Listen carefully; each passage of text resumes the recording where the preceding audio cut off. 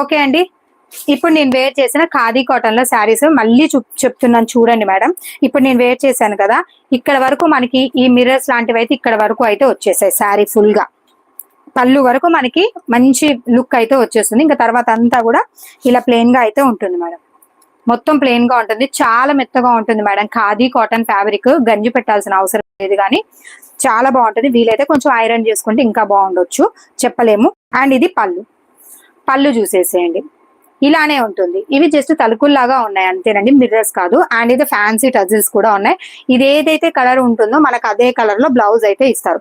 దీని బ్లౌజ్ దీనికే ఉంటుంది మేడం. ఓకేనా, ఇదిగోండి కలర్ సూపర్ గా ఉంది. నేను వేర్ చేసింది వచ్చేసి కొంచెం గ్రీన్ మేడం, పెసర గ్రీన్ లాగా ఉంటుంది, దానికి గ్రే కలర్. మంచి డిఫరెంట్ కలర్ కాంబినేషన్స్ అయితే ఉన్నాయి. 750 కాస్ట్ అండి. యాక్చువల్ గా చాలా బాగుంటుంది ఫ్యాబ్రిక్ గానీ అంతా కూడా. నేను 1 by 1